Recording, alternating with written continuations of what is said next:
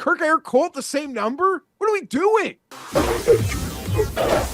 experience. Mayo experience. Mayo experience. Mayo experience. Experience. Welcome to the Pat Mayo Experience. Sony Open in Hawaii. Bets, picks, one and done. Yes, it is starting this week, and we'll be back with our three-man competition between myself, Cust, and Jeff to see who the winner is going to be. Cust won last year in a shocking upset for the first time ever, so Jeff and I have to regroup and try to win this time around. Welcome back to everyone, because this is really the first week. We had like the preseason golf last week. Now we're back into it. We got a full cut event. The research show is already dropped. People are big on it. And the DraftKings Listeners League, I do not have the link yet, but when I do, I will drop it into the description of the video. If it comes sometime during the show before I post the audio, it'll be available in the audio version as well if you're looking for it. But if you are an audio listener, rate and review, do all that fun stuff like you always do. Clearly. If you're looking for the Listeners League link, it'll be both in the newsletter. We'll have my giant write-up going forward now. So sub to the Mayo Media newsletter, Substack, Mayo Media Network, or down in the description, or just come to the YouTube video and you can find the link in there. All right. Jeffrey, I did not have a runner really in contention whatsoever, but I know that you and a lot of people had Theegala, real devastating 18th hole for Theegala. The Gala misses the putt. Matt Prater misses a kick. Would have put me at fourth overall. It was all like really close together. It was way too much heartbreak that I was just having way too good of a day. I didn't need any of that. And my first golf tweet of the year was just me being a cocky piece of shit on Monday morning. I was replying to Skylar's tweet. How he's like, I love Spieth and Theegala, this number, playing the each way. I'm like, fuck the each way. You have 80 to 1, because you need an each way. I'm taking the 90 because I don't need each ways because I don't play each ways.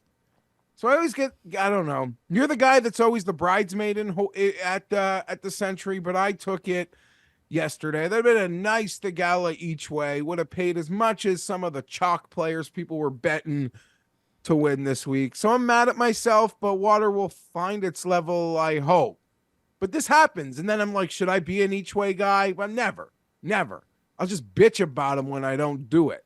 That's the move. move. I'm never going to be one. That's really the move. If you don't play each ways, and a lot of people don't even have access to each ways, that I like playing them on anyone like even 60 to 1 and beyond, because then I get paid 15 to 1 on a top 5, whatever it might be that week. I like playing that way because it keeps my bankroll moving forward, and I do better with longer shots than I do with favorites at the top anyway. So it at least gives me a modicum of success when I'm not hitting winners. But I do want to talk about some winners before we get too far into the show. I got the winners of the one and done draws, 2 tickets to give away. I've notified the people 5 minutes ago, and here we go. The winner of the rating and review audio podcast for Apple Podcasts and Spotify pulled one of the winners. Thank you everyone who turned on the audio downloads, rated it 5 stars, left a review. You have no idea how much that helps out this show, especially at this time of year with the return of golf and football still going on. The winner was Jeffrey Wilson at Jeffrey06487210. I thought it was a bot. It's not a bot. It's a real person conversing back and forth. So you get an entry into the one and done. And the other winner was Mike Tyrrell. Maybe that's a sign that we should bet Tyrrell Hatton this week. Who knows? He also won the free entry by screenshotting me his previous entry. So now he has 2 entries. This one for free in the race for the Mayo Cup. Jeff, there are 457 spots remaining in the one and done. It starts this week. It's $200 to play. You can go get your spot right now at fantasygolfchampionships.com. $80,000 to first place. Everyone inside the top 10 makes at least 5 figures. You can have up to 5 entries, and those spots are going to fill pretty quickly. It's 91% full at the moment, so we did it once again. I know it gets annoying when I'm constantly tweeting it out and talking about it at the top of the show that people need to join, but Jeff, when people pay me to do a job to fill a contest, I work hard for that money. And the contest gets filled. And it does. That's the So thing. we get more contests. Well, the whole goal is I had to really hammer down this year because we increased the fee from 125 to 200. So now we have a conversation to have in the offseason, depending on how well this goes. Do we increase it? Maybe that'll be the Spotify question of the day. So go to Spotify and you can vote in the poll that do we increase it by another $50 next year, make it $250 per entry, or extend the field from 4,440 players to, I think it's like 50, would be like 5,400 or 5,500, so we could have $1 million guaranteed in the prize pool, which is the whole goal of this. So I can get $1 million contest with my name on it that is up to me to fill, and I can fill it. It's a good look, and it makes me happy. Yeah, no, that would be a nice badge of honor. I would, if you were looking for my advocacy, and no one has ever considered me a man of the people. Although I'm far more man of the people than a guy who fake portrays himself as a man of the people. I think 200 is, I mean, you probably saw more of the feedback than I did. It seemed like going above that.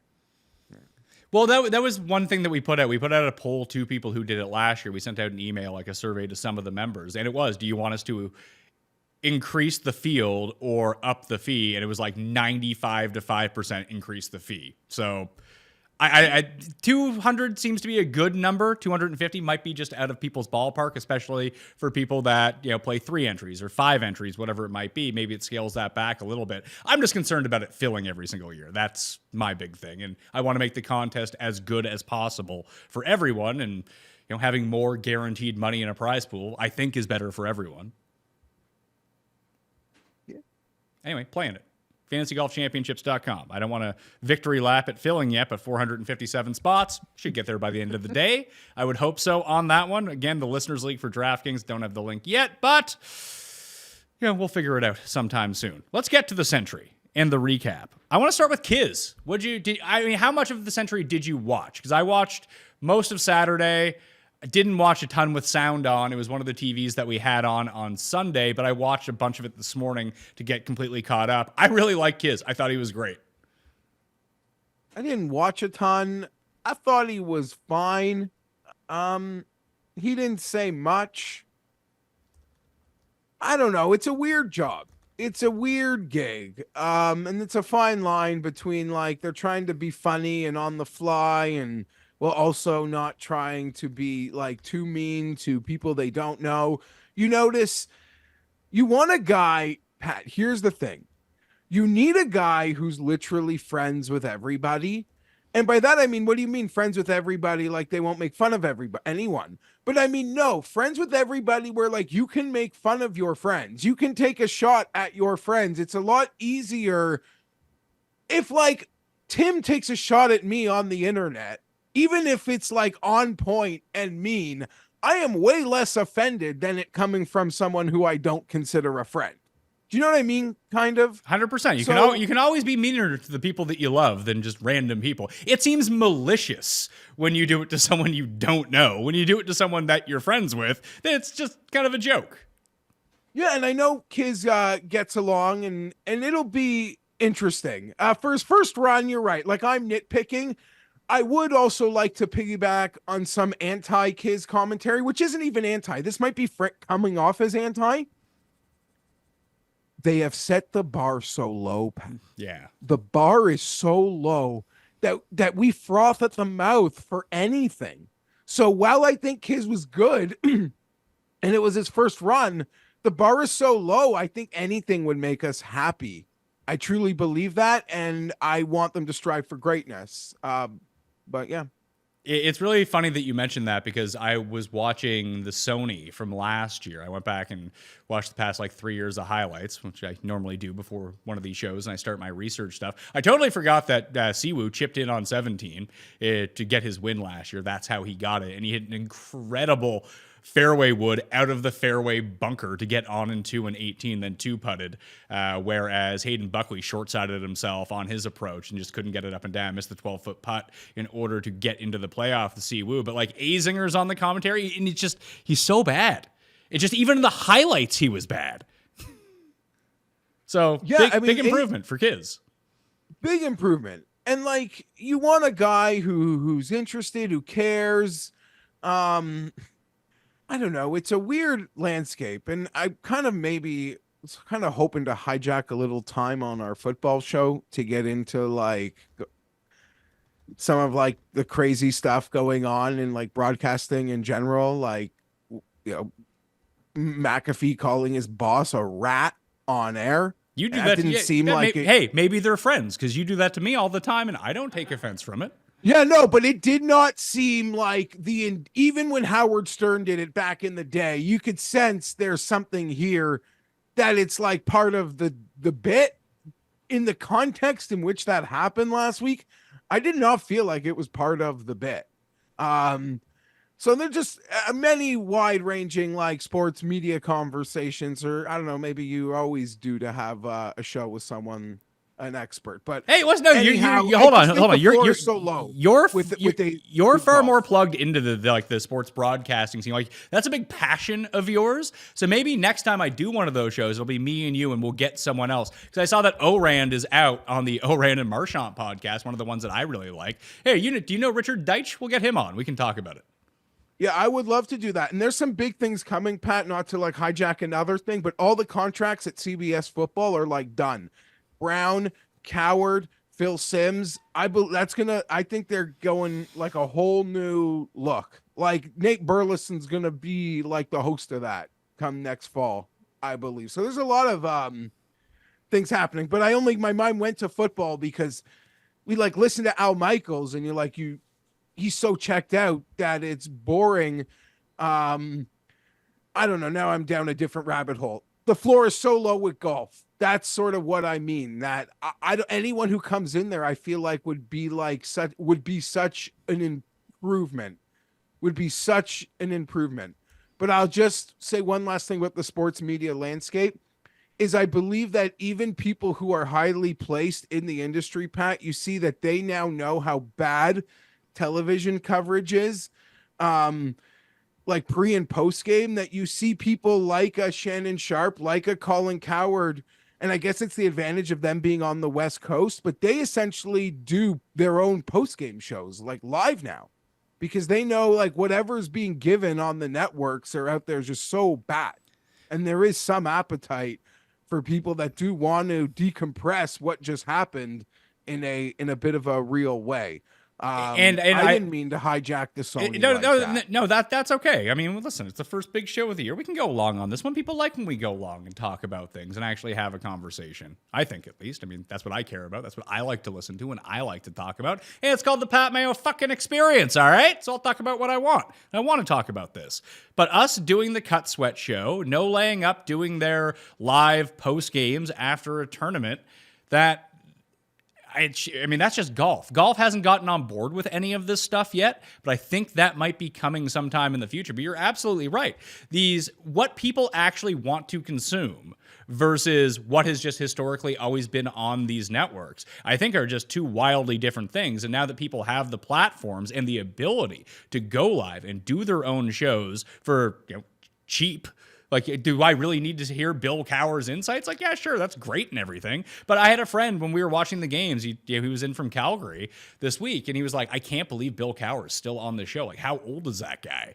That maybe what you'll see is the older, like maybe they just take Nate Burleson and whoever, JJ Watt, give them their own show, put it online, like live streaming along with it, or they just go completely the other way in the NFL and just put a whole bunch of old fogies on the panel that 60-year-olds are going to watch because they're the only ones who are going to end up watching TV at that point. People will migrate online, and then the bigger networks will have to start thinking about that at the same time where, hey, we can have this youthful crew where people on the internet actually want to watch it to get like real analysis, and then you can have a bunch of senior citizens talk about platitudes and how it was in the 70s.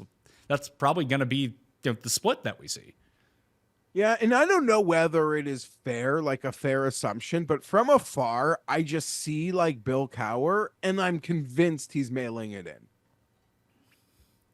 Like I'm convinced, like I'm convinced of it. And Bill Cowher is just an example, but you could replace him with like 15 other names. Yeah, that is just my impression.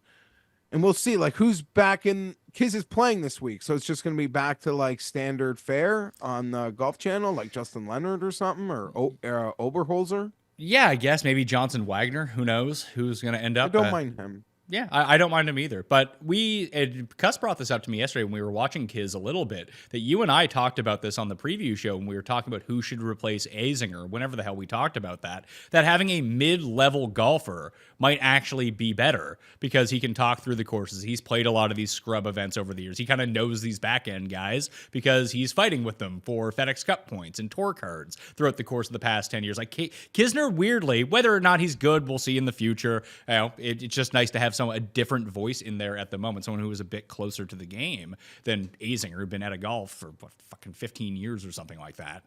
That it seemed to lend itself really nicely to the broadcast. And just, I mean, the one thing that we're all going to point to, Chris Powers tweeted it out. I just put it up.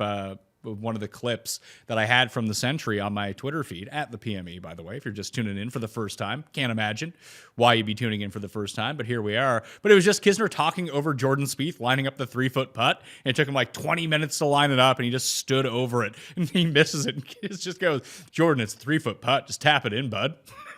Yeah, you're right. And I think Kisner, because he is a bit of a jokester and doesn't take himself too seriously, might be the perfect guy long-term in the sense that, you know, if he does make fun of you, like nothing he does, everything he does is kind of like nonchalant. So maybe people would take less offense to him.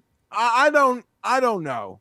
I'm not like flying passing colors success. My main impression is the floor was low. Let's see more people, because we're impressed by anybody who can walk and talk right now. I would tend to agree. Kiz is back in the field this week at Sony. I believe he's playing Amex, and then he's back on the call. I don't know when. It'll be an NBC event because I think CBS Probably elevated stuff. Yeah, but CBS has the Super Bowl this year, I think, or does NBC have the Super Bowl this year? I don't know. Yeah, so it'll be Pebble or Waste Management, I would guess, because it's usually CBS for Pebble Beach, which is an elevated event, but they might have to swap Waste Management and Pebble this year because of the Super Bowl. So Kiz might be on that one, would be my guess. Yeah, and something that'll just play to our friends in Canada, Pat. Do not worry, Peacock doesn't affect us. Saturday's playoff game will be on normal TV. Hey, this is a talking point I wanted to say for the Spread Pick show this week. Okay, so I'm going to make an only in-house Canada joke that will say, don't worry, you'll still get Davis Sanchez's picks. Oh, perfect. And we get to see the girl that does it with him. It was like the biggest babe on TV. She's a pretty big babe. Yeah, she's mega babe. Anyway. You know her? I don't know her, no. I mean, I'm married now. If it was me 15 years ago, I would... Hey, listen, I used to know not everybody, but I used to know a lot of them. Now they're like, so, like you said, married, I'm 40. They're so like in a different world, Pat. I went out to a gathering with Pizzola and some folks from the Hammer on Saturday night at Real Sports, and there was a Travis Scott concert going on. Who's that? At the same time, and man, like, I legitimately do not know who that is. Who is that? I don't even know how to explain him. Travis But he's very country popular. music. No, definitely not country music. After this, no, not country music. He used to date one of the young Kardashian girls. He had his own McDonald's combo, Pat. That's how like big this guy is. Awesome. Yeah, I mean, there's a guy. Like my wife and I, like we still record SNL. We barely ever watch it, but like we'll be scrolling through. Like we haven't recognized a musical act in like 5 years. I know. Yeah, this guy's a big deal, but it was just quite the scene. Quite the scene. Like Travis Scott's real full name is Jacques Belmont Webster II. According to like Wikipedia. I don't travel deep into the city on a Saturday night like late anymore, Pat, but these girls are getting out of Ubers like half naked and it is a blizzard outside. Yeah, I mean, that's no different than when I was in college and we'd be You're waiting right. outside. Yeah. Except now they can actually get in Ubers and just get out and walk straight in instead of waiting in a line for like an hour. Yeah, but I'm like I remember running to the line and the girls be like, "You can't run. We can't run." And I'd be like, "I don't care. I'm not lollygagging." Gentlemen always. If Cust had a McDonald's combo named after my him, God. it would be a meal for two, but it would only be marketed as a meal for one so that you didn't get triggered. Like that's got to be the case. That's all I had to say. Pat, Imagine if he had made this. That's how. I mean, that's now my stated goal for this show. I need to become famous enough that I can make Cust famous enough that McDonald's will give him his own combo meal. That is the stated goal, the mission statement of the Pat Mayo experience for the next 5 years. So leave a rating and review. Yeah, you guys better leave a rating and review. I've never seen anyone in Canada get a combo, and all this guy did to get his own combo, Pat, was it came with like barbecue sauce. Like these kids think this guy invented dipping your French fries in barbecue sauce and drinking a Sprite. I don't really know what's going on, but hey, it's the world we live in. I like it. All right, let's talk Sentry a little bit more because Chris Kirk was your winner. Lee Aldrich, I think Lee left fans. I don't think Fanshare Sports is in existence anymore. He's over with Tambo at shipitnation.com. He tipped Chris Kirk. I went on a rant on the live show about how you shouldn't play Chris Kirk on DraftKings. So that should have been the first indication that he was going to have a good week. But for the fourth consecutive year at the Sentry, at Kapalua, the guy that led the field in putting wins the tournament.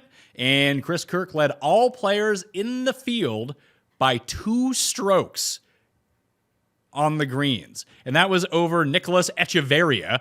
He beat Brian Harmon by 3 strokes, who was in third, which is in terms of putting. So Kirk gained 11 strokes on the green. If you're going to gain 11 strokes on the green and then be 3 shots clear on the greens of the next closest person who's chasing you down in terms of people on the leaderboard, you're going to win. He had a great week, though. I like Chris Kirk. I just don't like when... I always bet him at the stupid Sony Open and he never wins. These other tournaments, apparently it's fine. Love Chris Kirk. I don't know what to say. The guy, if he wasn't hitting the putts, every time I flicked over from football, he was sticking it to like 2 feet. Yeah. At a big moment. Like, Spieth is on your ass now. 2 feet. Big moment on, what is it, 16 or 17, 2 feet. Frustrating. I want to say listening to some of the radio on Saturday, well, out and about, or maybe driving into the big city, I should say. They noted that he didn't hit anything from over, like he had an incredible Saturday. He didn't even hit a putt. Everything was so tight to the pin. He didn't even have to hit a putt. The only putt he hit wasn't even an actual putt. It was from the fringe on a par 5 to save a great par on Saturday. Hit like a 20-footer for par from the fringe. It's the best putt he hit all day, but he scored his ass off. The broadcast noted he didn't even have to hit a putt on Saturday. He was just pin fucking stalking. So the one that you're talking about was, because I that's when I tuned in. He put the ball OB on that par 5, I think, or something happened with his first shot. He was either OB. He tried to cut a corner, and he didn't cut the corner. Exactly. And then he ended up putting it to the fringe and made the par. I was like, oh, here comes Kirk back to earth. Big shocker. And then it's like, oh, par save. At that point, I should have known he was going to win. I just didn't think he'd follow it up on the Sunday. I thought he'd have more of what we saw from Akshay on Sunday. I mean, the first very big moment Akshay has had was the Mexico Open 2 years ago. No, last year with Finau and Rahm and competing with those guys down the stretch. And he ended up coming in third. He had a really nice week, but that's a lesser stakes tournament. You don't have all of the best players around you. Now, granted, Kirk ends up winning. Harmon's up there. That style of player ends up beating the Schefflers, who, again, led everyone tee to green. But the bigger names were kind of falling back in the pack. Like, Bhatia had a perfect chance to win this, but the Sunday jitters got to him a little bit. You know who blew this sucker? And to me, it was Spieth. on Saturday. It was Spieth. It was, well, Spieth too, but Saturday, Sung J M. He shot one over. Are you kidding me? I don't bet a ton of head-to-head golf, Pat. Like, I really don't. It is not my thing. But I got a minus 120 on Saturday for Sung J over Hatton. Hatton off is like 9 or 10 under, where he's like, I suck. I don't even know what I'm doing. Golf is the dumbest game ever. All true, except he doesn't suck. Love the guy. But I didn't like, it's not like I even deep dove his stats. I was just like, Sung Jae just seems so consistent on point. Hatton is already like, you know, not even giving himself an ounce of credit for what he just did on the golf course. Hatton shot even. So I was dead right to pick on a guy at Kapalua. Didn't know I was picking on a dead Saturday fish. Eat more. Looks too skinny. But seriously, him and Spieth and Thagala slowed down a bit on Saturday, missed a lot of short putts. But all three of those guys, I would say, could feel like they should have maybe won this sucker. But yeah, Spieth for sure. And Sahith. Handful of inside of short misses. But that's part of... See, that's not part of the drag. That's like the modern dragon when betting Jordan, I guess, is like not this great putting. Although it was always the short putting. Sahith, you kind of expect it.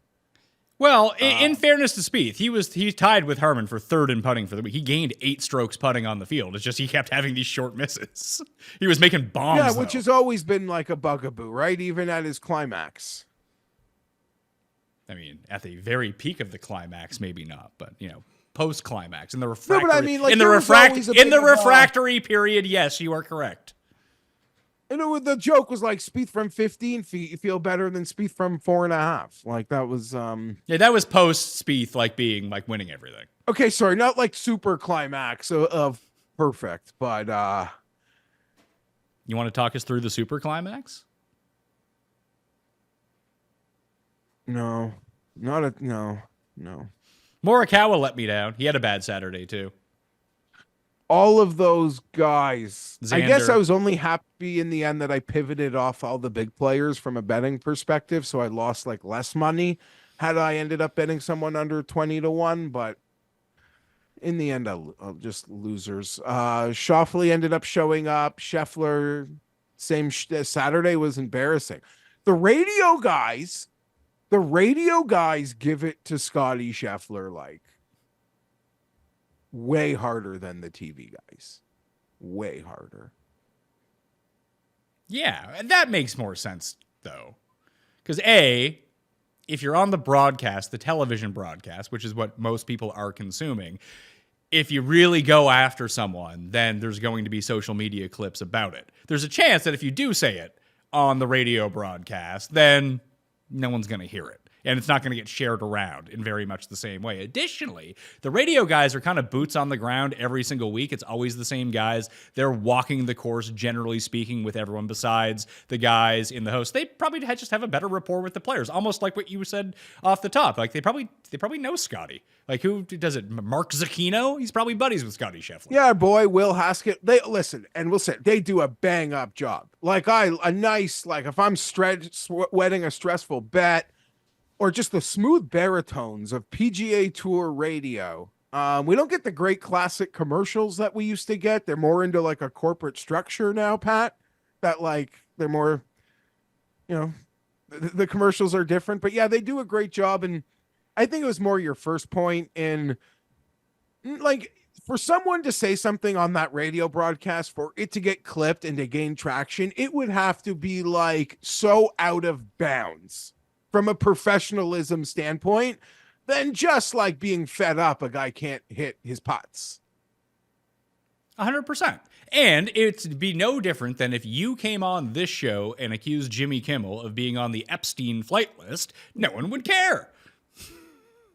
It's not the same sort of visibility. No, geez, of course. That's correct. Okay. I've totally lost my train. Were you impressed with Vic's bunker shot on 14 on Saturday? I loved it. I've done that. That is nothing I think in the spectrum of pro golfers and mistakes like warms me more than a blade out of a bunker, because that is me. Like I have been such a struggle bus. It is the most like, okay, like I don't care. They can miss any putt. They can flub any chip from grass. I'll doesn't hit me in the way that the bladed bunker shots do. Hideki had that shot no more than either 10 minutes before or after and put it to like an inch. Same shot. Everyone had that shot. Number 14, you just go for the green and you might end up in that bunker. Maybe Vic should lay back on that one just in fear of going into the bunker.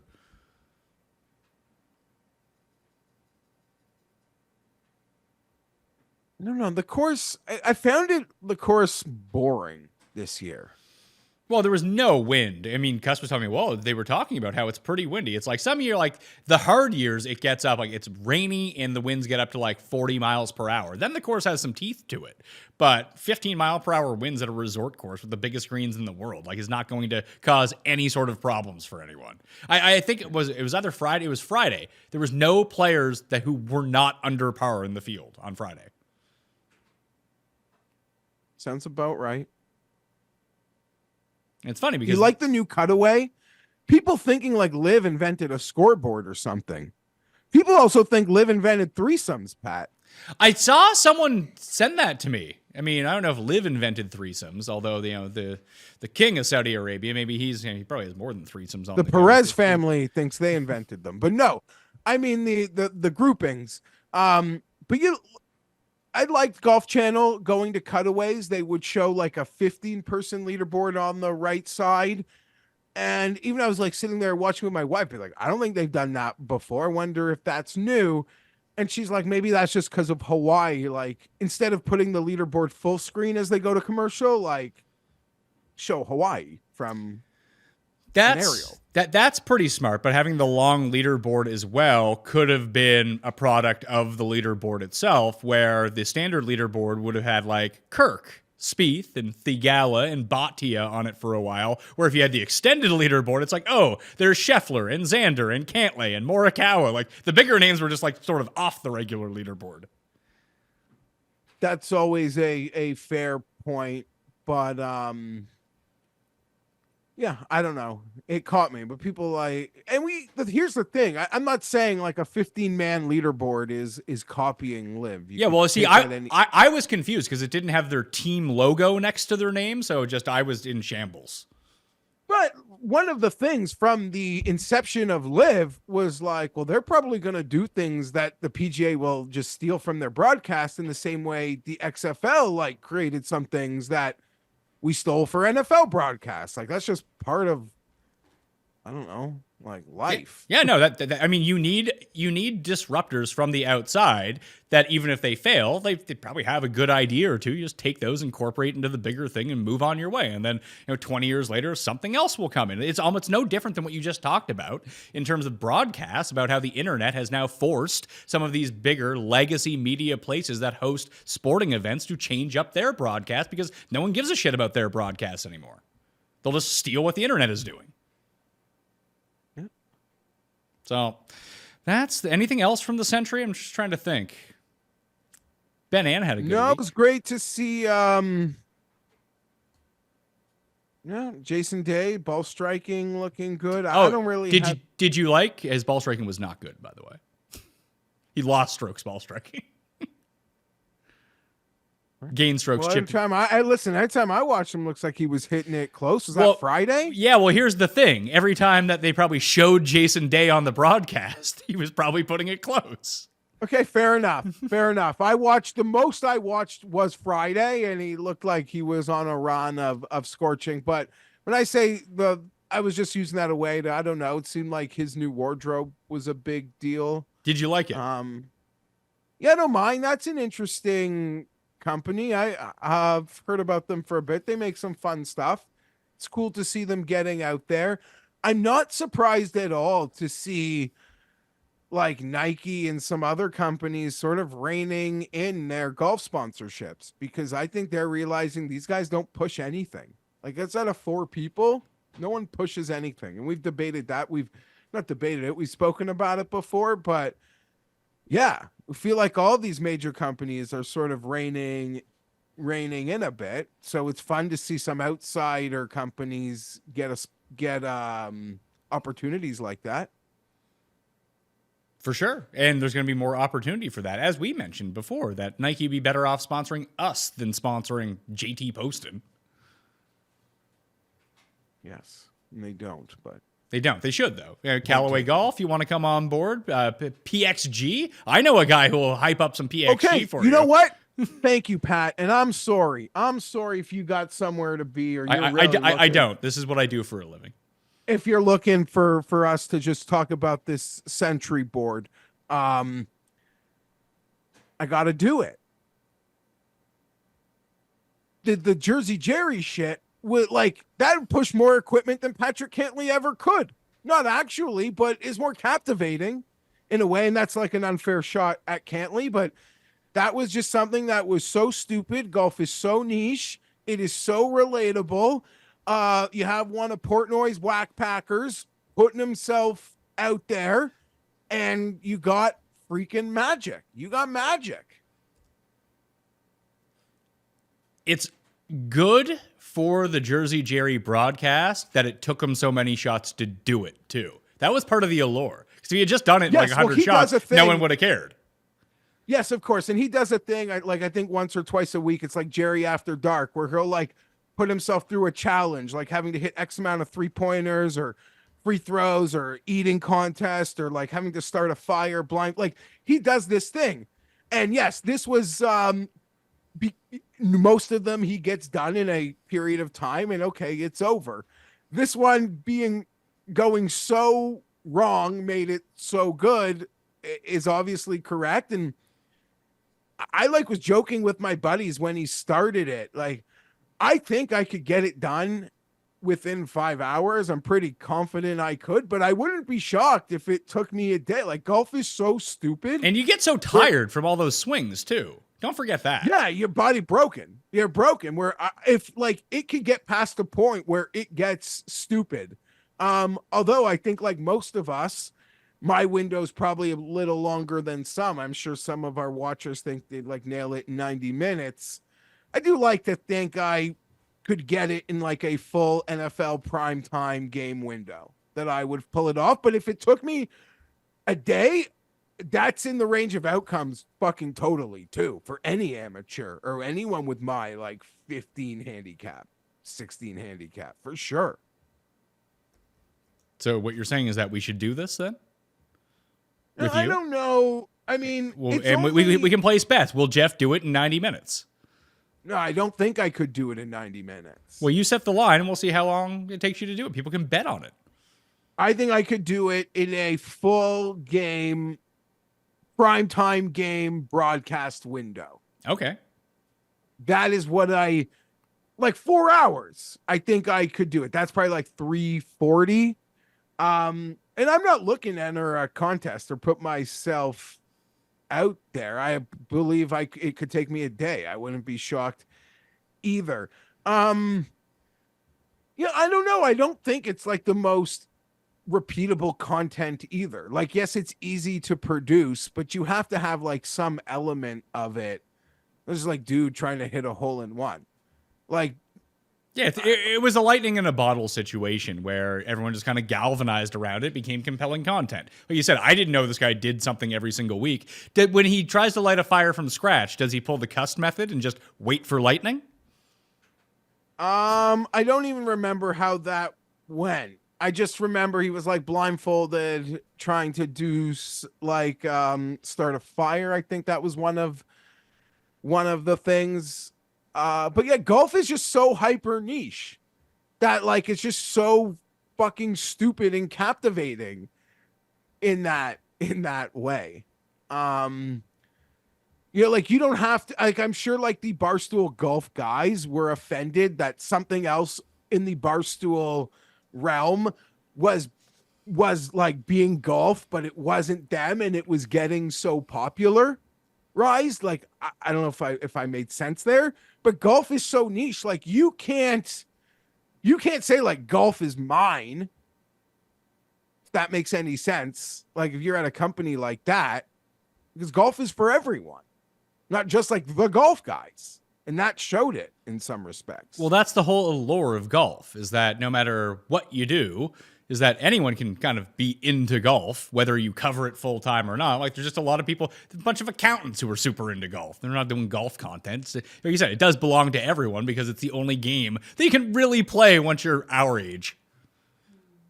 Yeah, of course. And to the point, like, I remember this podcast in and of itself, when we first started it, I'd say often, like, I could always talk to my friends, like, about Tiger and Rory and DJ and Rom. I needed a place where, like, we can chat about Ben On. Like, I can't do that with my friends who love to play golf and even love to watch golf. Like, that's what we're here for, like, in the people who watch. So I can't, like, talk to my buddy about Ben On.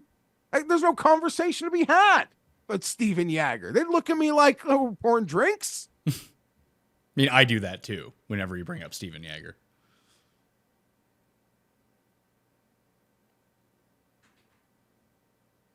You ready to talk about the Sony? Yeah, I've said sorry a lot, so I'll apologize. You got to stop saying sorry on this show every 3 minutes about talking about something where the whole point is to talk about things. Yeah, I don't know. Yeah, and people know how the internet, how the computer works. Do they? We have a guy on this show who doesn't know anything about that. And I loved your clip out from your show last night, him getting his present from Paul, who I'm certain, Pat, he is going to screw that thing up. That thing might be like unscrew upable. He's going to make a bigger mess than when he didn't have something like that. I can't wait for that moment. Hopefully he will admit it. But the way he reacts to a gift is the same way everyone's out of touch grandparent reacts to a gift. Looks like something to put a legal pad in or a billfold. It's an eating tray to put over your steering wheel so you can eat in your car. Oh, that's what it is. That is so clever. Now you don't have to worry ever again about eating a Big Mac in a car and spilling it all over yourself. That is so clever. Thank you. Oh, that's awesome. I like when I get gifts on this show. Like, this is neat. This is fascinating. Like, in all this, It like, just they don't know anything exists. This essentially. is so clever. So clever. Like, they have no idea that they think, like, people stopped inventing things when they hit the age of stop caring about anything new. And maybe that's going to happen to all of us. It seems like it. We talked about it 30 minutes ago on the show that we didn't know who anyone was because we're old. Like, music, music for me has been a blind spot since I was 20. I just stopped listening to new music. So I became like an old person at the age of 20 in that realm because I focused on other things. I don't really care about music. The music I listened to when I was 19, Jeff, is the same music I listen to now. I have no space in my brain for anything new. But it's the same for everyone has those blind spots. But the older you get, just the less you care about this stuff. And you just, if anything is new, how are you supposed to know about it if you're that far out of the loop? And then when you finally discover it, it's like your face lights up like Tim. And it's like the most, like you said, it's so clever. I didn't know that they would have this. Here we go. Great producing by Paul, by the way. Okay, let's talk about the Sony Open. Waialae Country Club, I'll have the full write-up in my newsletter, free to subscribe to, down in the description right now. If you're just listening to this and you don't want to scroll down, it's on Substack. Go to substack.com. Mayo Media is what we're talking about this time around. Waialae Country Club is it's a part of the Pat Mayo rota of courses I really like. It's a par 70 Bermuda course. No one hits the fairway here, but it doesn't matter because the rough is negligible. Anyone can kind of win. The short hitters, the long hitters, you need to have your irons, you need to have your putter going, and there you go. I tried, so I put out my guesses for what I thought the odds were going to be, and I had Zalatoris at 100. I after seeing him come in at like 45 in an 16-man field where he was a disaster in December, I didn't think they'd be hanging a shorter number on him in a full field event, but I was dead wrong. But here's the funny thing, and Pizzola mentioned this a few weeks ago too, when he got the color commentator wrong in the game when he was calling it out in the football game, whatever it was, he picked up so many Twitter followers from just being wrong. I was wrong about that. I was right about a whole bunch of stuff. But the only thing that people glommed onto is how wrong I was about Will Z. Got a ton of followers. Apparently just being wrong on the internet is why people want to follow you. It's really bizarre. I'm going to start. Isn't that funny? I wasn't intentionally trying to be wrong. I might try to intentionally be wrong from now on. So yeah, you do something. I mean, and Pat, I'm one of these simple-minded folks that sometimes gets really angry at someone on the internet who might even be doing something to bait me, who I don't even know. But then you sort of get into their orbit and you're like, oh, this guy talks about golf odds on a Sunday about the next week. Like, I need that. So follow or whatever. But yeah, being so off base, I guess sometimes plays better. That is why, Pat, like they say, what's the worst place to be? Like going 8-8, drafting 14th overall? Like, that's no man's land, buddy. Rather just bottom the shit out. Bottom the shit out. If you're going to be wrong, be dead wrong. Well, Cammy will tell you that. I mean, I don't know. I didn't feel like you got a lot of tweets for that. There's obviously a lot of apologists for like us Will Z's first start, but you see even DraftKings has odds for him to win Phoenix. Pat, he's like 40-1. He's still like 40-1 to win the Masters. So he's probably never in the orbit of 100 this week. But who gives a shit? You are doing on the fly guessing like on a Sunday. You're going to be wrong a bit. It was actually on a Saturday. Yeah, and then I forgot. I know, you're like literally. You're not. I know you, and this isn't like to take away from your work, but you are literally just like it's the same way. Sometimes on the show on Sunday night, you'll say a spread is 7, and it's like 4. Like, okay, it's dead wrong. Whatever. On to the next. Yeah, I always I like doing the guesses. I think it's fun. I think that people like doing the guesses along with me because everyone wants to be right and everything like that. Even with the guessing of the spreads, I think it's exactly the same sort of thing. Although on last night's show, me, Tim, and Gary, because we had hypothetical games on the board because we didn't know what the result of Bills in Miami was, and then we tried to build the spreads for the hypothetical game. I think that's actually a better conversation. I might switch to that next year instead of like me, Tim, and the guest trying to guess the spreads and competing against it to see if the three of us can come up with what we think the spread is and then compare that to what the actual spread is. I think it's a better discussion about the game. I would agree with that. Anyway, that's what I found after doing that. It had never really occurred to me that was something that we should do. But yeah, totally lost my train of thought on the guessing. I know, but like people are like offended when you don't like it's really bizarre. Like this isn't a real sports book. Like you can only bet the lines that they put out. You can't bet the lines that I'm putting up. So who cares? Oh yeah, and people like want you to book Willie Z at 100 for them. You're like, you don't understand how this you don't understand this this what do you call it? Yeah, you don't understand this exercise, sir. Like, so past winner C. Woo Kim ended up winning a year ago over Hayden Buckley. Hideki Matsuyama at -23 won and took our Russell Henley monies in 2022. On the research show, I was just doing the comp to Sawgrass because Si Woo won, Cameron Smith has won, Matt Kuchar has won, Justin Thomas has won. Those guys have all won at the Players. And I slyly mentioned that Hideki also, just to prove just to strengthen my point, also won the Players. I think that joke was lost on some people. Hideki didn't win the Players. I forget that not everyone watches every single show, but for the people that watch, thank you for getting it. Yeah, I fall into that trap too. It's like, like you're supposed to know what I said in relation to that tweet I sent 3 weeks ago, because you're supposed to know everything I've ever put into a microphone and tweeted. No, that is like very main character, but yeah, you appreciate the people who are here for all the Easter eggs, I guess is what you would call them. Yes, Hideki did not win the Players' Championship unless you talk to Tim Andercust, because he won it in the COVID year. There was no way he could lose, Jeff. It was impossible. But did Tim, like, while watching with Tim this past weekend, was he still standing for Kapalua for a major? Well, he said that a bunch of people told him that he's like, I feel vindicated because a bunch of people tweeted at me that, or I saw a bunch of people talking about they should have a major championship here. It was like one guy who I think was trolling him. So if you troll Tim and agree with him, he will take that as everyone agrees with him. And he will use that in private correspondence to defend himself. Absolutely. Like it's not just you defending him, it's lived. And then when you are trying to have a real debate with him, he is using you trolling him as a point of argument against us. And that is where then we go down a different road of like trying to teach him how to decipher when he's being trolled.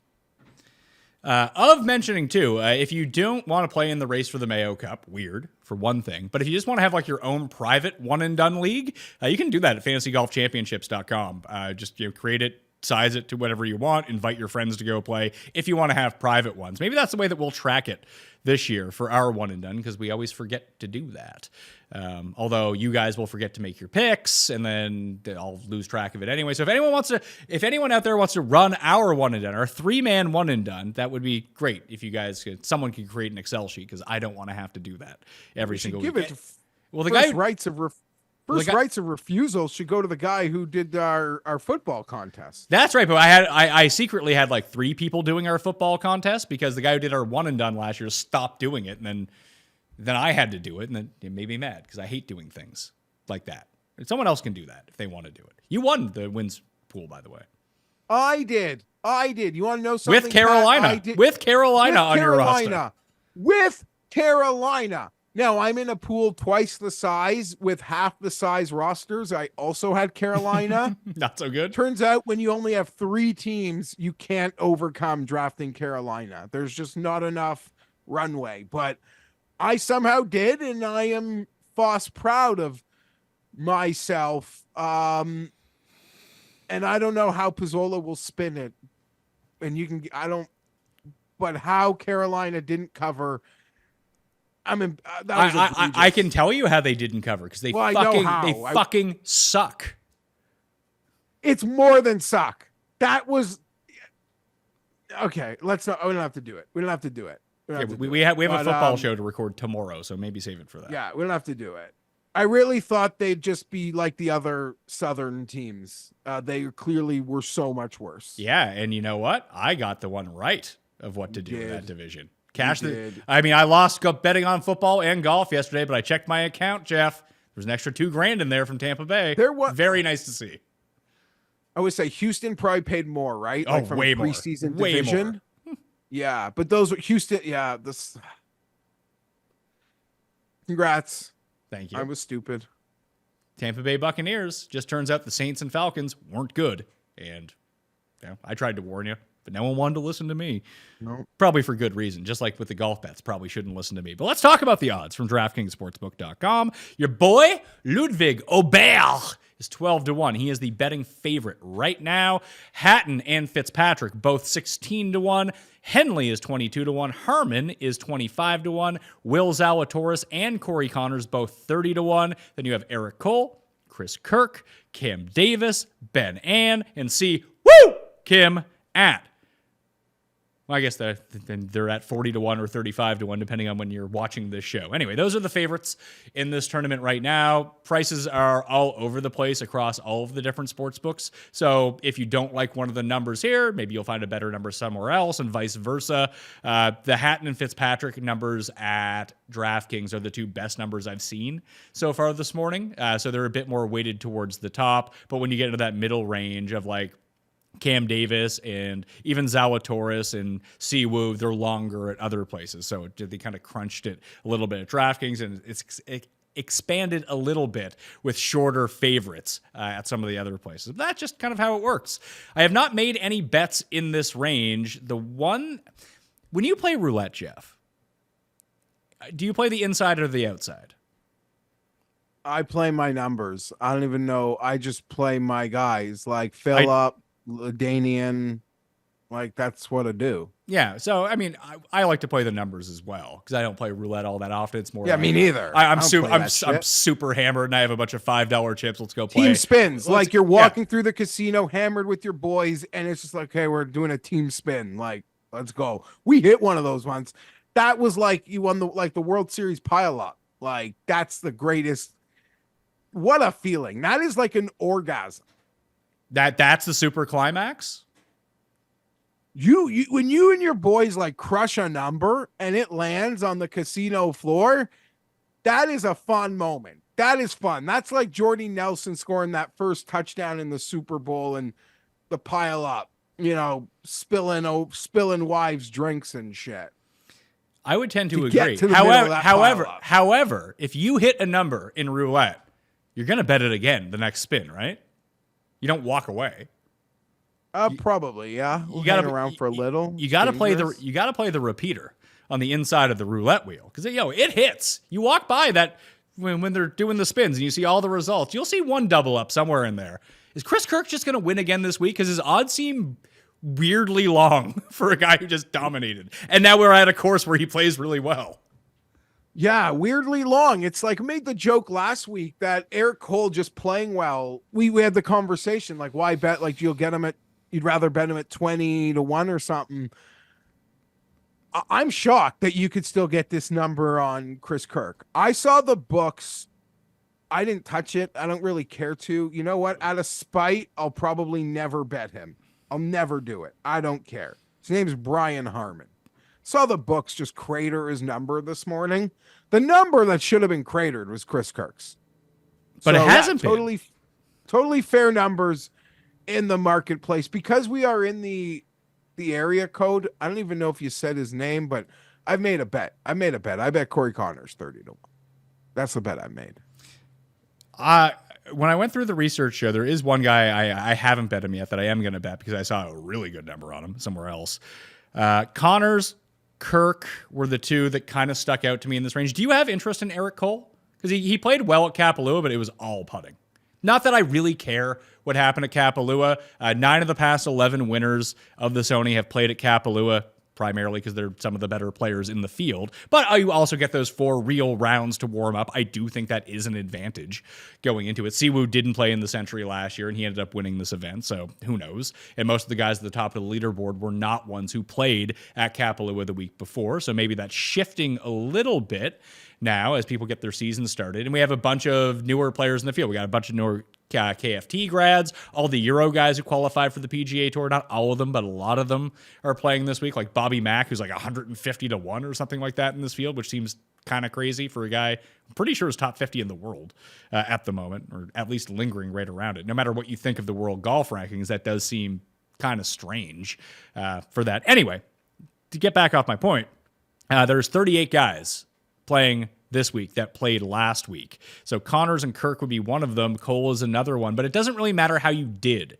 at Kapalua is one thing that I've noticed. Like when Kevin Na won here, I think he might have been dead last in the field at Kapalua the week before. Kuchar had a terrible Kapalua the week before he ended up winning here. So I wouldn't read too much into that. Like when you go to fantasynational.com/Mayo, get your 20% off, do your research, and look at last week's strokes gained, you will see someone like Corey Connors, for example, down near the bottom with minus 7.1 strokes lost putting. This has been his best putting course outside of Valero on the PGA Tour. So I can get behind it, I think. I like it.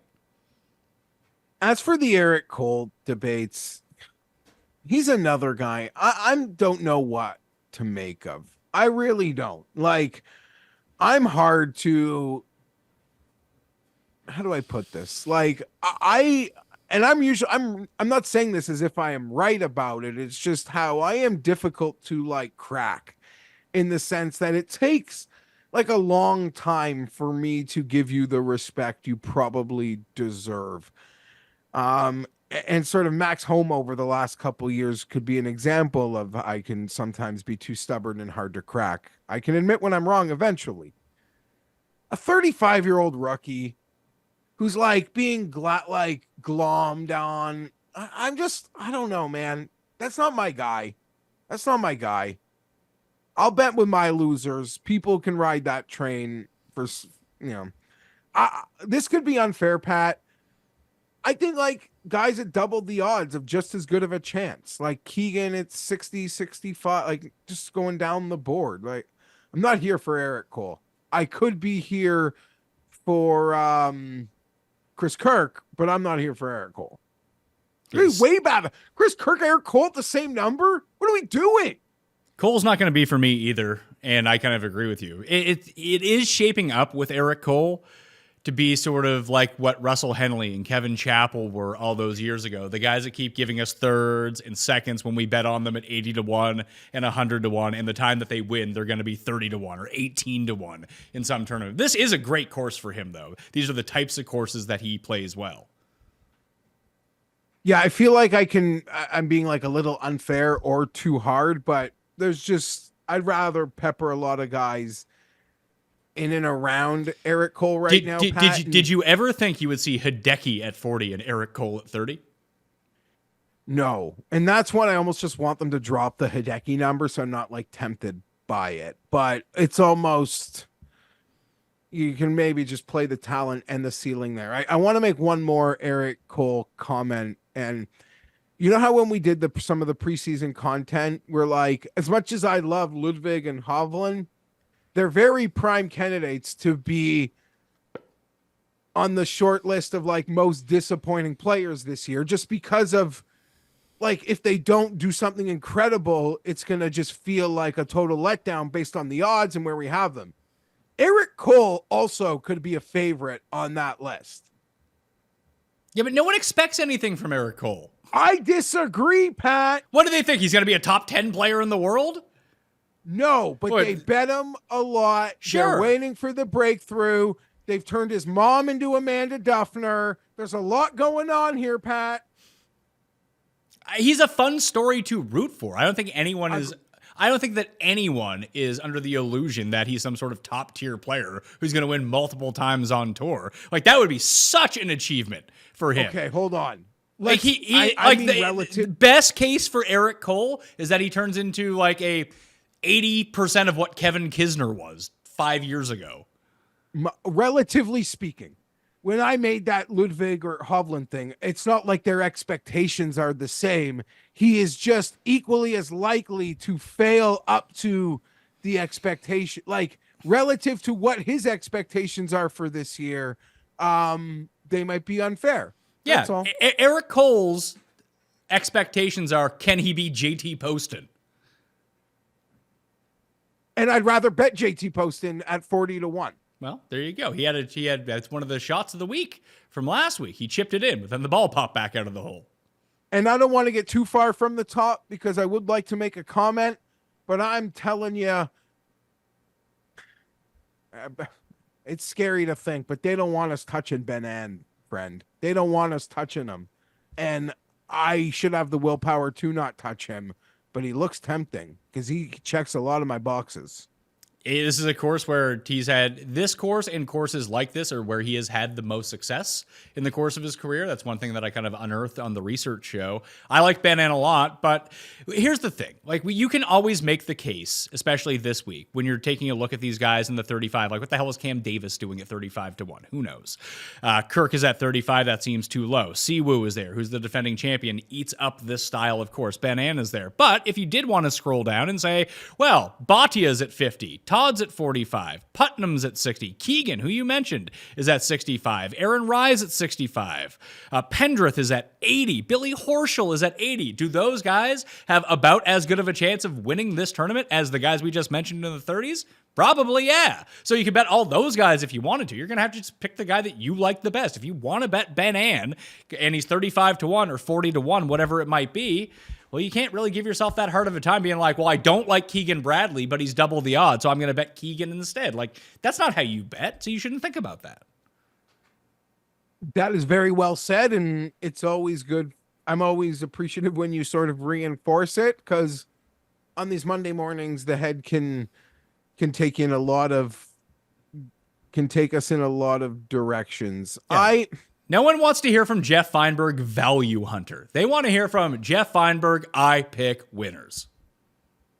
I guess so. Of the top, if I had to pick one, I just want to say it probably would be Fitzpatrick. I bet him last week at 30 to 1. If I did make a move at the top, it would be getting suckered back into him. I think I'd bet Herman or Henley. I'm not going to. I'm not going to bet any of these guys. I like that Ludwig is in the Tom Kim role from last year, where how could he fail at top odds and then he fails? Yeah. I mean, maybe he comes out and runs train on this course and I'll look like an idiot, but I feel like these are the types of courses that are going to give him the most problems. Well, we also didn't really, I mean, we've mentioned a lot of names, like even Sahith, who I'm sure will be popular off a great week last week, Pat. Like, I worry, like, his driver gets a little loose here, right? Like, there's the forgiveness that we can get away with all last week. Oh, yeah. Like, you can get loose at this. I mean, I think 54% of the field hits fairways at this course. There's, like, negligible rough. People hit greens in regulation from the rough as often as they do from the fairway at YY. So I wouldn't be too concerned about that. The problem with Ludwig is, like, his wedges are terrible versus the types of guys that are actually going to get to hit wedges this week. That's why it's a part of the Wyndham and Harbor Town and Colonial type of tracks where, Brendan Todd's going to have a good amount of 125-yard shots this week. It's not just going to be Rory and Ludwig who get into that range. It's everyone who gets in that range.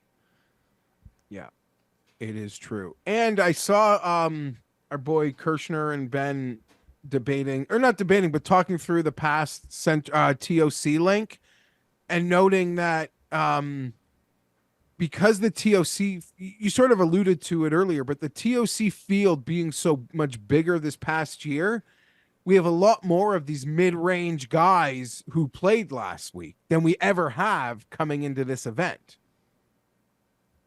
That's true. That's probably also why, because someone asked me, like, I think you saw the same person tweeted at us about how PJ stole Liv's idea of playing 3 balls in the final round. I was always under the impression that until we got to Florida, that it was always 3 balls, but maybe it wasn't at Kapalua, but it was probably because the field was so small that there was no danger in getting into darkness. But since the field basically doubled, they probably did it and just didn't want to fuck around with that. Yeah, they didn't want to miss their TV window. I don't know. I do feel like you were right, though. The West Coast, they're always trying to play threesomes, or it is seemingly much more common. Well, it's common until Florida. Like, we do have threesomes in the final round and on Saturday, all the way until Florida. I don't know if they do it for the Honda or not, or whatever the hell the Honda is called now. But it's because, yes, it's on the West Coast because the days are shorter. Sad. Tim's happy. Tim's very happy. Well, he's not so happy now because, the days are getting longer at this point. We crossed the barrier. We're back into longer days. So I'll just come out and say it, that we'll just talk about the rest of the odds. We don't really need to go through like every single player between 30 and 100 to 1. The numbers point me to Justin Rose. And Rose, I found, is deep at 55 to 1 in some spots. So that's going to be a bet for me. Justin Rose, 55 to 1. He's won at Colonial in the past. These are the types of courses. He was 10 under at one point on Sunday at Kapalua. He played the wrong ball from the fairway at one point, but everything I kept coming back to during the research just was Justin Rose, Justin Rose, Justin Rose. That I don't think anyone's going to use him on DraftKings. I don't think anyone's going to bet him. I am going to bet Justin Rose at 55 to 1. I'm not going to lie, Pat. This is the first I've thought of him. But now that you bring it up, I open him up and I see what you're talking through. Question is, obviously you trust him more than Kuchar, but I kind of look at them as like identical in some respects here. That is so disrespectful to Justin Rose, former number 1 player in the world. No, just at this, I don't know, at this moment in time, other than I trust Rose maybe to even hit more putts these days. But I don't know. I don't think they're that far off. Kuchar's odds, I think, are right beside each other. I think Kuchar has better odds, like shorter odds than Justin Rose, which I think is just very disrespectful to Justin Rose. Okay, yeah. So you're making the case. Like, you could even not, for easy clickbait content, you can do this like fuck Eric Cole, Justin Rose, 20 points higher. Yeah, and I mean, by the numbers, like Cole ranks out past 24 rounds, Fantasy National model for me, with the updated numbers from Kapalua. Cole's 4th pretty good. I have an embarrassing question. Did Denny ever win last year? No, he didn't. He gagged it to Vic at Memorial. That one I knew, but I thought there could have been something else. Yeah, I don't know. I keep going back to it. I'm not part of this like Team Cole, Team Denny. Like I'm not. Not that you made it about either of them. I'm the one that goes back there. I need to log in. Rose 60-1 is what I can bet him at with the enhanced version of the bet. So I am going to do that. Justin Rose 60-1. Very nice. Anyway, continue. You hate short hitting guys who putt. I get it. Yeah, they're not cool. But I don't know. Rose, I'm still mesmerized at the wink he gave me in the parking lot at the Canadian Open last year. I don't know. I'd prefer Keegan, I think, but there's no reason you couldn't bet both. I don't know. I could be a sucker for Keegan this week, Pat. It seems strange that he's so far down this board, doesn't it? He lost 8 strokes putting last week. Well, he does that. He does it, but, my perception from last year was he really wasn't doing that. And there was a lot more like, not just light green, like deeper green on the fantasy national chart. Well, like, you would tend to be right. He lost 8.1 strokes at the Sentry last week. The only time he lost, he lost more than 2 strokes putting twice last year. Once was at Riviera, where he missed the cut and lost 4 strokes. And the other was at the Sentry, where he lost 6 strokes putting. Maybe Keegan just can't handle these big greens in Hawaii. But this course is nothing like the greens at Waialae are nothing like the greens at Kapalua. Yeah, and I mean, like you sort of said, it is, and it makes sense, like why you could be a total apologist for a guy playing poorly at the Sentry. Like you could even make up narratives like, oh, it's just its first week of the year, like shaking off the cobwebs. That was like a preseason. Like who knows? You create your own narratives when you want to bet a guy. And if I want to bet Keegan, I'm just like completely ignoring that putting stat and acknowledging the greens are huge and just shaking off some rust. We'll be ready to putt field average this week. Will Zalatoris, yes or no? No for me. I'm outright bet no, but I'm one of those losers. If I saw things I wanted to see, I could consider running to bet him to win the Masters at 40-1. Because I'm a dud like that. Yeah, but I'm not betting them this week. Yeah, but you're hoping by the time the Masters comes around, like API, I think would be another one. Like I want what we've seen from Will Zalatoris in his career so far, at least, and maybe this is going to be different. We don't know what sort of player he's going to be at this point. He basically just missed a year of golf, and we saw him at Tiger and friends hang out in Bahamas for 4 rounds. Like who cares? But he's always played better at longer, harder courses, like where the winning score is going to be in the single digits. Like when he won, what did he win Memphis at? Like -10? Was it even that low? Like can Will make enough putts to win at -23? I mean, maybe someday. Yeah. I mean, you make some pretty good points. Like his strengths are neutralized at shit like this. I would think so as well. Hatton is the interesting one because I could see, like you said, Fitzpatrick. I think that Hatton, well, we have that perception of him almost like Zalatoris that if he's going to win, like because he won the API at -4, but that was just like a clusterfuck. Easy scoring conditions. He's actually an animal. I remember ever since you mentioned that at the before the Canadian Open last year, I've kind of hooked in on the guy can hit 28 under no problem. Yeah, when he got his wins in Europe and on the DP tour, it was at 25 under, that kind of thing, because he can putt the lights out.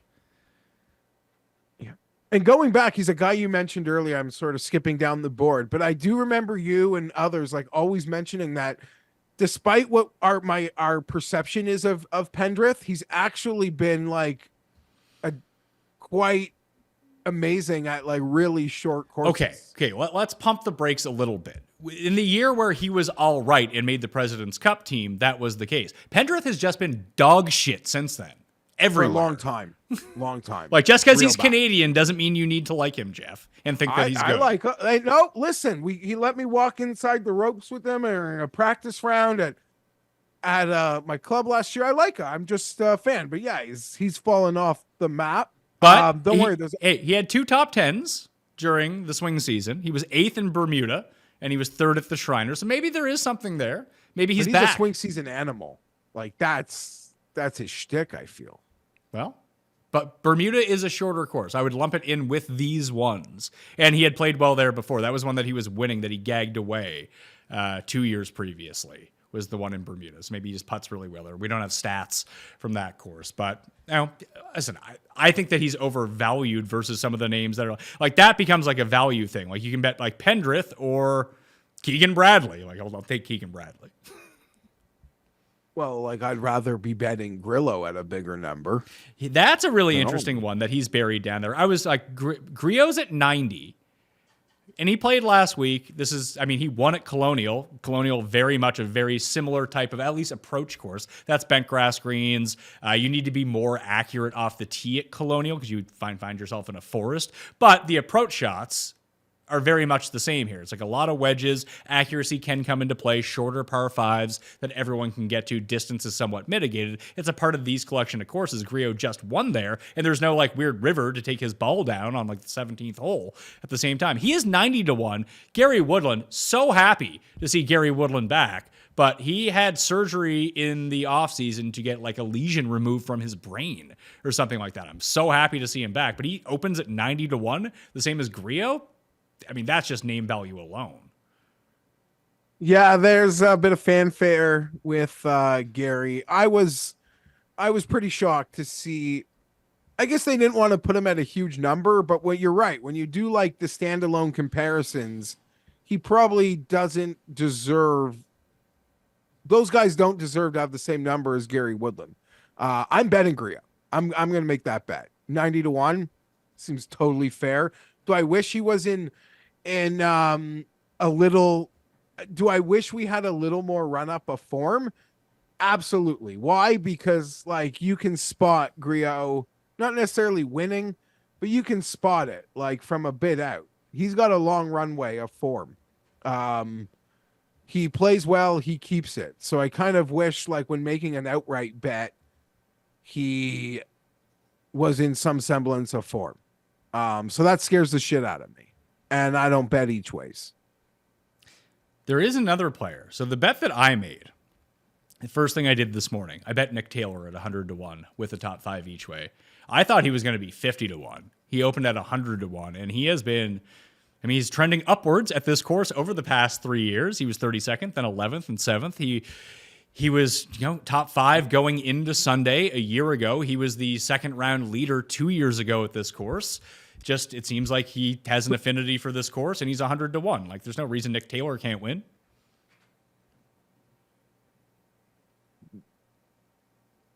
That's an impressive shout. Opening him up right now. 100-1. You thought he was going to be 50, so I could see why you. Yeah, and maybe I just misinterpreted the market for Nick Taylor, but as someone who had a win last year, playing better golf, played last week, lost most of his strokes chipping and putting at Kapalua, like, big deal, like, who cares? He got the warm-up rounds in, has played progressively better at this course over time, and seems to be playing his best golf at the moment. It seemed like a very logical fit. Like, I'll probably bet Taylor over Connors. Connors has a better chance of winning, but I don't think he has 3 times as much if I think that they're basically the same. Yeah, I mean, like, you bang Taylor over anybody at 30-1, essentially. I that's a strong argument. I'm seeing the history here now. I'm with you. I could easily look at those around the green, losing nearly 6 strokes around the green last week, and like not even care. Like, be a total apologist and be like, that doesn't even matter. That doesn't matter. See, I don't think it does, because there is no similarity between these green complexes and everything around them from course to course. Like, they're nothing alike.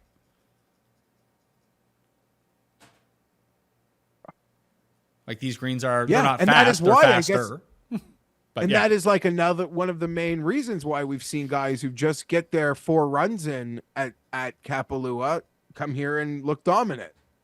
Like, there's no rhyme or reason. Like, it's a very intricate course. Do you do you like Hayden Buckley at all? Who should have won this tournament last year?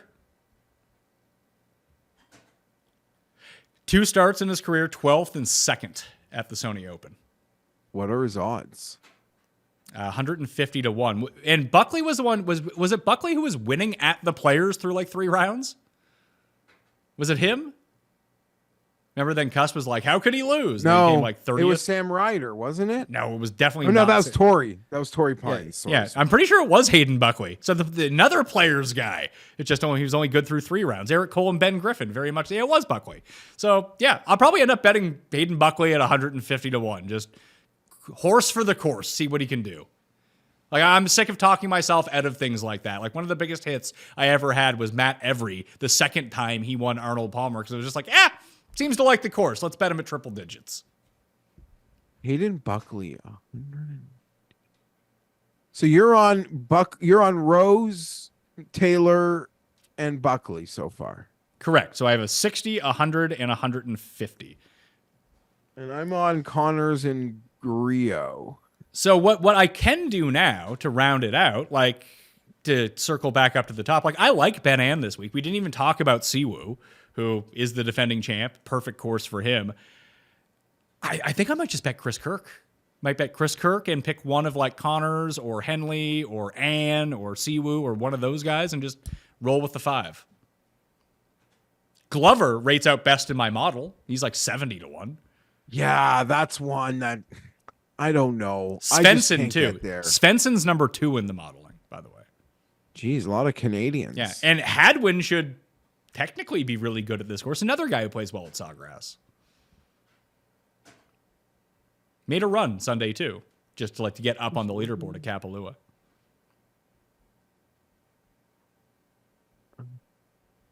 I didn't like Hey, Chris Kirk. Listen, he's off the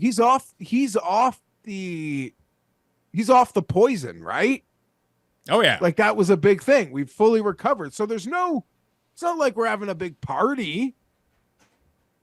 We could roll this back again. and we've seen guys do it. Els won both. Justin Thomas won both. The weird thing is, this is a course where Chris Kirk has historically been really good. Even in his down times, he was really good here. Maybe he's a good. Maybe he's. I don't. We know that he's not out partying after winning his $5 million check, so he's probably good to go to be first round leader or something like that.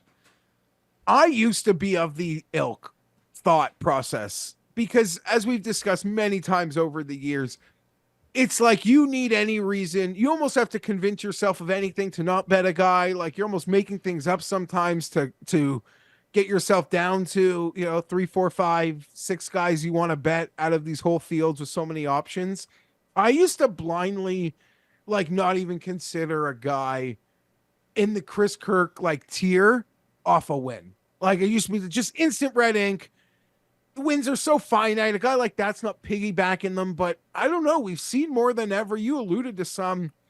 My now recent perception shows guys take these wins and it's just they roll them. They roll them. Maybe that's more of the higher end players, but at 35 to 1, I'm betting this guy. He's so boring. He seems like he could do this again. I like it. And we saw, remember when Kirk and Horschel both went mental through the FedEx Cup that one time? Yeah. And look, off his win last year, he finished 39th at the API, but that was his first win in years. And that came with more of that was a bigger, I don't want to say it was a national news thing, but that sort of reached outside of golf because of what he had overcome that win. Yes, I would tend to agree with that. And we'll see how that ends up going. There's some Eric fun Cole. there's some other really fun names in this field, by the way. So we have, maybe Yuna, you probably do not know how to pronounce this guy's last name. Hitachi Sue? Say it again. Hitachi Sue? Is that how you pronounce it? Hitachi? No, I don't know. There's no H besides the first letter, so I don't know if that's going to be right. Let's just call him Rio for the moment, and then someone can tell us how to actually say it. So I don't want to have to go look it up. But he's a superstar, and he's going to be a superstar. He could be the next Hideki or whatever. He's already won on the DP World Tour. He's 100 to 1 in this field. I don't think that he's going to win, but I have an eye on him. I have an eye on Toasty, the guy who might just like yell at the volunteers on the sideline from Argentina. I like this guy. Like him a lot. Could be the new Patrick Reed. So I'm really hoping that he's good. Matty Schmidt is 100-1. Toasty's way down there. And guess who's back in this field? Who might end up becoming an auto bet based on his win rate on the Korn Ferry Tour is our guy, Pearson Cootie. 200-1, Jeff. Yeah. And Pat, you didn't mention ADDC. His odds are ridiculous. They should not be 80-1 or 75-1. I want to bet my guy, Adrien Dumont de Charret, but I might have to anyway. Apparently a 350 showed up at Phillip this morning, Pat, and someone told me they got it, but they'd only let them put $5 on it. Either So way, it's like I would have put $5 on it. Yeah. And I think a couple 350s showed up quickly. I didn't see them. I missed them. That made me sad to hear other people had them, even if it was for $5. So yeah, fun. A lot of fun things. I would be more interested in Ryu. This is that would be the one that I actually believe Ryu, the most in this week. You're gonna bet Ryu and Guile? No, I don't even know if I would. I'm fascinated the most this week with him. I was hoping for something a lot bigger, but I don't think these hundreds are going to disappear anytime soon. When you see like who else is 100-1, like they're going to drop this guy. Yeah. Hope not. Tom Hoagie, 100-1, Pat. Like, isn't he the profile? Yeah, actually. Yeah, that's actually a real... I wasn't even thinking of Hoagie. That's a really good call. Like, he is kind of the profile. Like, you know, gets super hot with his irons, gets super hot with his putter, not a super long course. That's kind of the game plan, isn't it? Yeah. I mean, I'm going to bet a lot of... I'll probably going to bet mostly shitty putters this week. Like, even Alex Smalley, I believe, could conquer this place. I mean, Alex Molly conquers no places. Let's keep that in mind for one thing. But I just separated by proximity, 100 to 125 from the hole. Just a very short course. Todd pops up in there. Hadwin pops up in there. Woodland, but that's from round. Smalley. Mathieu Pavon, who's coming over from the DP World Tour. Alexander Bjelk is in the field as well, but Hoagie's number 12 in that number. You have Eric Cole, Ryan Moore, Billy Horschel. Justin Rose is up there. Lucas Glover is another one who's inside the top 20 of that stat.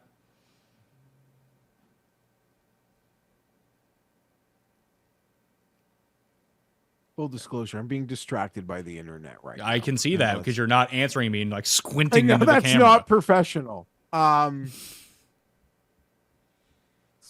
just trying to see.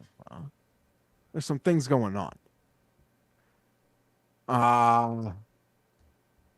You have no idea what we're talking I about, totally do you? apologize. We're talking about guys at 100-1 there. No. I'm sorry. What are you looking at? I wanted to It better see be good. I was just trying to see if Belichick was fired yet. We're doing a golf show, Jeff. Like, come on, man. It's in front of me. It's just so sorry. It's popping, and then there's something big that we'll get to at the end here, I'm sure. Well, let's get to it right now before we get into our bets and the one and done. Tiger's leaving Nike. It's funny that you mentioned that like an hour ago now, but now here we are. Yeah, that is funny that I mentioned that Nike. When I said that, I did not know, but you could just see it. You've seen it for a while. On the surface, it is just, I mean, it was an incredible partnership. It changed the game. Nike got everything, every penny worth out of it. I don't know. They wouldn't make he was wearing FootJoys for the last like 2.5 years. So that felt weird for a really, really, really long time. But I believe like a golf apparel bubble is like certainly burst. It is certainly burst. And the money that used to be there, I don't think is there for any of them anymore. And I guess if just not play, it's not, honestly, like, does Nike need Tiger anymore? We're always going to associate Tiger with Nike regardless of what happens. No, he probably doesn't. And I mean, many people would argue they're surprised the relationship lasted as long as it did once Nike decided to no longer to discontinue their equipment part of the sport. That what sort of was the purpose. How many more red shirts are they going to sell? And I think they've kind of realized it. And I guess to your point, Pat, that he'll forever in our minds just sort of be wearing that swoosh. Every picture you ever see will have him, fist pumping with the swoosh. So yeah, they've squeezed everything. And again, it just comes back to me that this is like not a good day for the Patrick Cantleys of the world, because they've always created their worth as a lower tier of his worth.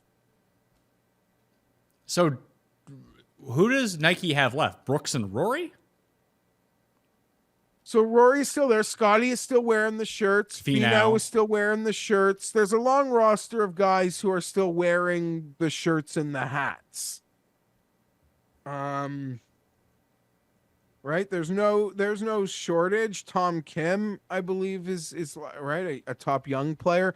But outside of Tom Kim, they really were not involved in any of the pursuit of any of the younger, bigger names. Or maybe it's because Like none of they these did not younger. even make an effort to sign Hovland or Aberg. And maybe you can make that more of a regional decision as to maybe there is geographically where they want to buy or sort of where they want to sponsor their players from, potentially in the markets where they could be the most dominant. But they had sort of really taken a back seat in recruiting top players. They got Scotty before his breakout to put the shirt on. But yeah, people buy apparel, unlike me, who's in the 0.2%, who will just Jones and buy a Hovland shirt because he's different. Everyone else, their wife just buys them these shirts on sale racks, and everything eventually hits a sale rack at these golf superstores. I don't know who buys this stuff. I generally do wear Nike apparel when I golf because whatever their flex material is, I like a lot, and just the shirts fit me well. Okay, and so I found a stock size that's perfect for you. Exactly. So I can order it online, no problem. I get the exact size sent to me. But if they do change that material at all, I'm out. And listen, that's a big point. If you've got, if a company makes a shirt and it's that stock medium or something, or I'm certainly not a medium, and that's the perfect fit for you, then that's the shirt that you like to buy. Because like you said, you can buy it blind. You don't even have to go to the store. That brand, that size, that is me, unless I eat more cheeseburgers or stop eating cheeseburgers. Yeah, I don't know. I feel like this feels like a huge deal, but maybe it's a lesser deal than it is. It'll just be different to see Tiger in something that's not Nike. Although, and he did say that he's playing at Riviera, so I think we all expected that. I was hoping that he would play Pebble because it's an elevated event, and I think that's a course that he has to play in his event at Riviera. I get that, but he's going to be dog shit at that course. That's a hilly course, man. Play Pebble where it's a bit flatter, it's a short course. You don't have to go balls out. You can hit some wedges. It'll be fine. Yeah, I'm just hyper fascinated to think what he does next. Maybe he has just his own apparel. That would be the move, I would think. Because I do believe, and I took heat for this years ago and even more recent, he is going to play a decent amount of Champions Tour golf. No, what he's going to do is create his own apparel brand and have the Tiger symbol, and then he's going to go to Live, and there's going to be a team called the Tigers that he's going to be on. See, I actually think that his brand is going to be the title sponsor of the Champions Tour. He's going to get ownership of that. That's where my head thinks. I mean, that's actually super smart on him. He can own the Him apparel on brand. TV is worth more than anything that MB. His Champions Tour TV rights would have to be worth more than anything other than majors, right, Pat? Am I wrong to say that? Yeah, you are wrong, because eventually it's no different than if Michael Jordan came back and played in that 3-on-3 league that went on in basketball. Fair enough. You know what I mean? That's hyperbole. Eventually you get to the point where, yeah, everyone knows who Michael Jordan is. They know he's the GOAT. When you take a look at Tiger, yeah, I mean, but he's past his prime, but he can people still, like to watch. You're paying to can watch. Well, you're paying to watch the best on bet. Like you're paying to watch Ludwig or Victor play Rory and Scotty. Like that's what your NBC is paying for. People want to watch the absolute best. Obviously, Liv has made it worse for us as fans. But you're right. That's probably a little too much hyperbole. But Tiger. There Tiger's is TV, a right? like, listen, I think it's going to be good for Tiger. I think people will watch Champions Tour probably 10 times what they do right now if Tiger is playing. I don't dispute that. But eventually you get to the age, and golf is an older demographic, so it works in golf's favor because of this. But eventually people stop caring about a decrepit Tiger playing golf. Like when you see him not be dominant, like his whole thing is that he's fucking dominant. And we're still at the point where, I mean, him winning the Masters in 2019 saved both saved golf, because you can put Tiger in these tournaments where he might be not competitive, where we're all still tuning in to be like, well, maybe he's got another run in him. Phil winning at Kiowa Island was exactly the same. Like it gave us the hope, and maybe it's false hope, that we might get one more run. And if we do always have that in the back of our mind, that there's one more run left in Tiger at a major, then we're always going to be tuned in to see what Tiger is up to. I don't think that anyone really cares if he takes home the Charles Schwab Cup. No, I don't think they care about winning or losing. I just think there's this fascination of just watching him, even if it's in the golf cart. As the most prolific winner in golf history and one of the most prolific winners of our time in any sport, he has to win. He has to be good, or at least give you the glimmer of hope that he can be good against the best. That is the appeal of Tiger. He'll always have his fans. You and I are amongst them that will tune into the Champions Tour. But we're still, again, you say you're in like the 0.01% of Hovland gear. That number shrinks every single year with Tiger as well. Yeah, no, I just made the whole, like, how many people are actually like seeing a shirt on the screen, like buying it? Like that's 0.1%. Like you're just going in the store and it's like buy one. What's on the buy one 50%, buy one get one 50% off rack? Like that's but yeah, right. I'm like the 1% that like, oh my god, the thought of getting to watch like Tiger and Adam Scott on the Champions Tour like fight for a tournament, like get excited thinking about it, even if it's some like jabroni thing in Naples. Like I don't care. So I guess when you're in your 50s and you're on Cialis, that will be a part of your super climax? I guess. But also, like, golf is so, like, you know, the discussions of how golf is so niche, like just Tiger on TV. Yeah. Tiger will always be a more important figure when he is playing in majors and playing on the PGA Tour. Once you put him in the minor leagues, which is the Champions Tour, it's not the same thing. Okay, that is unequivocally true.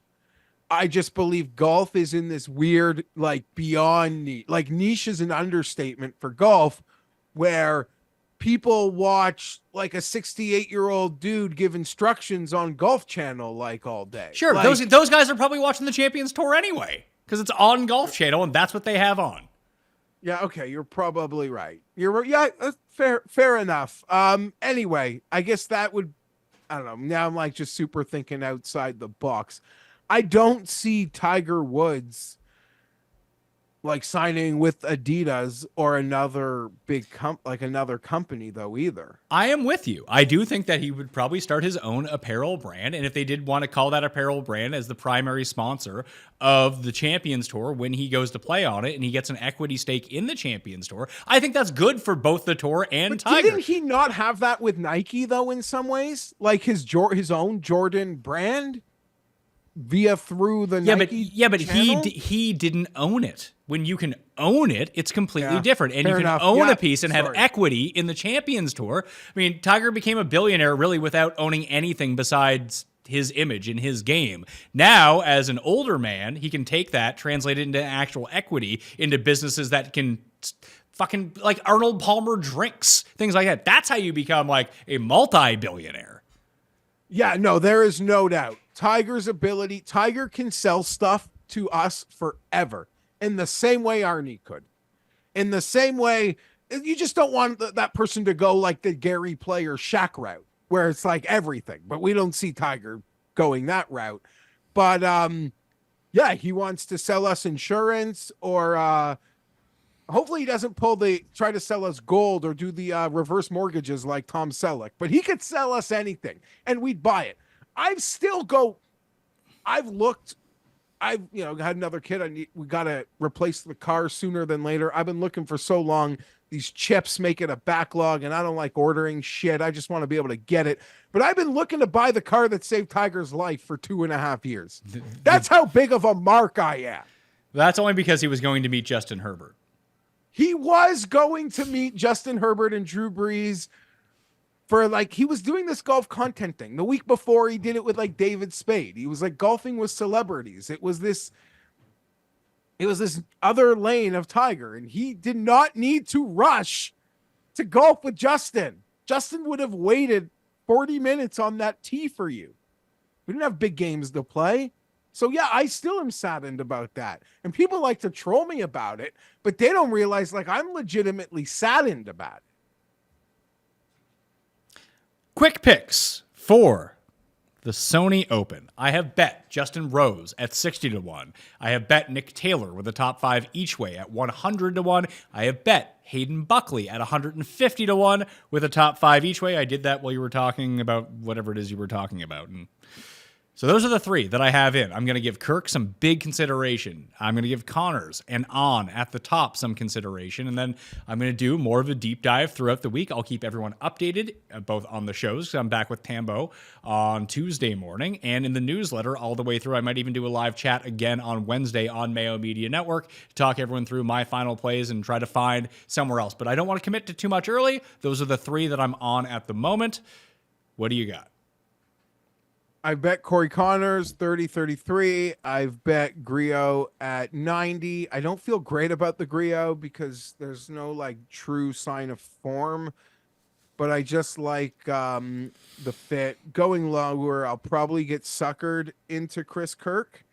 And I'm not going to lie, Pat, like Keegan, I'm not a Keegan guy, but something about him is calling me. So that's what I'm staring at. But hey, last week I said I was going to bet someone under 20-1 on this, and I didn't. So just keep an eye. I'll get my picks out. One and done picks for the Sony Open. Me versus you versus Cust. Cust has given me his pick. It is Matthew Fitzpatrick for the Sony Open. Cust, because he's not on the show and just gives us his pick, he has his choice of whoever it is he wants to pick first. So Matthew Fitzpatrick for him. I beat you last year, so I go second. I am taking Chris Kirk as my one and done for the Sony. Now, anyone playing in the race for the Mayo Cup, just know there is a huge strategy difference between playing against 3 people and playing against 4,500 people, just in terms of what's chalk and what's not. And there's a rule in ours that you can't pick the same guy. So just, it's almost like a mini draft of guys that you haven't used yet as a part of our one and done. FantasyGolfChampionships.com to get in that one and done. Since we started recording, over 70 spots have filled. We're down to 400 people, 400 spots remaining in that, Jeff. So who do you got for your one and done to kick it off? I'm a disgusting human being. I'm going to take Ben on, but it's almost like this seems like the spot. And I probably was going to go Kirk. And yes, so the people should know, by the rules of the game, we allow Tim to pick first in perpetuity. It's just the rules of the game. And that will do it on the Pat Mayo Experience. Didn't expect a 2-hour golf show for the Sony Open, but it's the first real event of the year, so it's exciting. Yeah, there are a lot of things, and then a couple tangents and some things, and yeah, MX next week, right? Big field, big names, Pat, big, Rom's very gone, big names, still big, very big names. I could see why people want to go to Palm Springs. It seems nice. You can follow Jeff on Twitter at GFienberg17. You can follow me at the PME. Sub to the newsletter. That will have all of my write-ups going forward. Course breakdowns, picks, no news and notes, all that fun stuff. Free to subscribe to, substack.com, Mayo Media Newsletter if you want that. Rate and review the podcast, 5 stars, and fill up the one and done. You can even create your own custom league with your friends if that's what you want to do. All right? I'm Pat Mayo. Thanks for watching. I'll see you next time. Mayo Experience! Experience!